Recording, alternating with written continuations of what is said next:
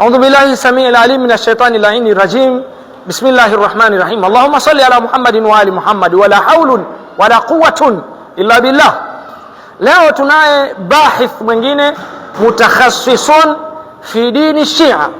Kwa hivyo wewe ikiwa una shaka kwamba mashia ni makafiri, maana waislamu wengine wana shaka, waislamu wengine pengine wengi wana shaka, kuja ukisikia mashia kafiri, astaghfirullah, maneno gani wewe sasa wasema bwana? Tunaye bahithi mkubwa, mtu aliyetahassas katika dini ya Ushia. Hebu tumsikilize nini anatuambia katika kufurisha mashia. Huyo majlisi bado, huyo majlisi akasema wazi wazi, ameulizwa hawa watu wawili unasemaje, akasema kafirani wa kafirun man ahabbahum. Maneno haya yamenukuliwa, inajulikana katika vitabu vao, kitabu cha Biharul Anwar, katika vitabu vya mashia hivyo vikubwa, Biharu al-Anwar juzuu 69 kurasa 139. Biharul Anwar kwamba ameulizwa Imam Zainul Abidin kuhusiana na Abubakar na Umar, akasema ni makafiri na ni kafiri anayewapenda. Turudi kwenye kitabu hicho na ukurasa huo aliozungumza. Biharul Anwar li Sheikh Muhammad Baqiri al-Majlisi ya 69 ukurasa wa 139. Riwaya ni hii hapa. An Abi Ali al-Khurasani, kariri hapa kwa Abu Ali al-Khurasani, an maula li Ali ibn al-Husayn alayhi salam, kutoka kwa maula mjakazi mtumwa wa Ali ibn al-Husayn alayhi salam, qala, amesema, kuntu ma Ali ibn al-Husayn alayhi salam, nilikuwa pamoja na Ali ibn al-Husayn juu yao amani, fi baadhi khalawatihi, katika moja ya sehemu zake za peke yake kabisa faragha. Fakultu, nikamwambia, inna li alayka haqqan, hakika kwako wewe mimi nina haki. Ala tukhbiruni an hadaini rajulaini, an Abi Bakr wa Umar, hautuambii au niambii, je hautunambia kuhusiana hao watu wawili Abu Bakar na Umar? Faqala, akasema, kafirani, makafiri wawili, kafiru man ahabbahuma, ni kafiri mwenye kuwapenda. Tukariri hapa kwa mpokezi Abi Ali al-Khurasani. Riwaya ni dhaifu kutokana na wanachuoni wengi ambao wameidhoofisha katika madhhabu ya Shia, na natumia vitabu vya mashia sio kwamba ni hujja kwake, bali ni hujja katika kuonyesha kwamba hao waliosema hivyo riwaya hiyo imetoka kwenye vitabu vya mashia na kwamba riwaya hiyo ni dhaifu. Kitabu cha kwanza, mwanachuoni al-Allama Abdullah al-Mamakani ameeleza katika kitabu chake, soma riwaya hiyo hapo, Tankihul Maqal fi ilmi ar-rijal li al-Sheikh Abdullah al-Mamakani, ukurasa wa 20 ukurasa wa 27. Inna hadhihi riwaya dhaifatu sanadi liiddati asbabi, riwaya hii ni dhaifu, sanadi yake ni dhaifu kwa sababu zifuatazo nyingi. Ya kwanza, jahalatu Abu Ali al-Khurasani, niliwaambia tukariri kwenye Abu Ali al-Khurasani, kwa hiyo mpokezi Abu Ali al-Khurasani.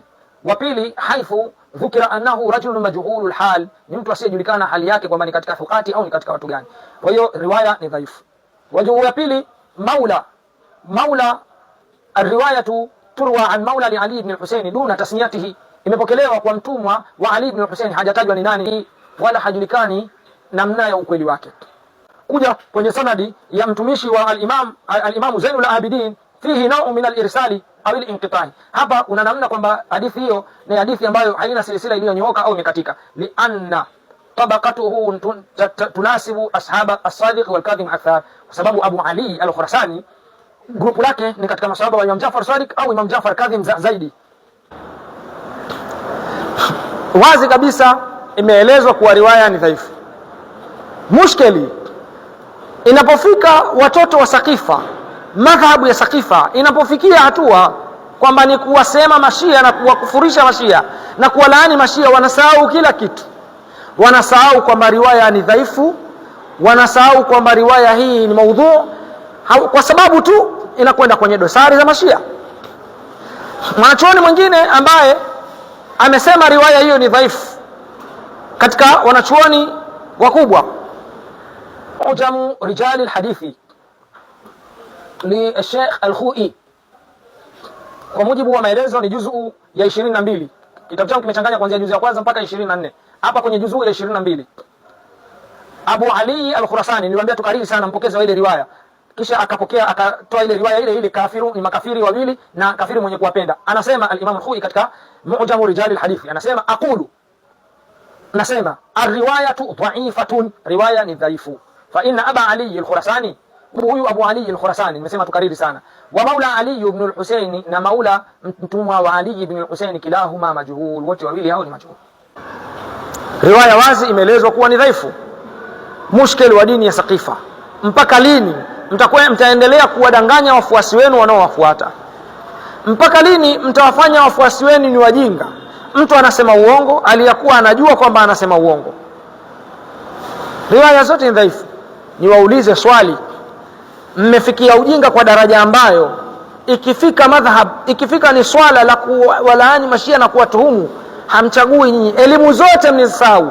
Hamna elimu rijal, hakuna ilmu hadithi, hakuna ilmu al-kifaya wala diraya, kwa sababu tu kuna dosari kwa ushia. Mwabebesho tu mzigo mkubwa wa shia wanatukana maswahaba, mmesahau elimu zote. Sasa je, tuanze kuhukumiana na riwaya dhaifu? Haya, njoo kwenye riwaya dhaifu.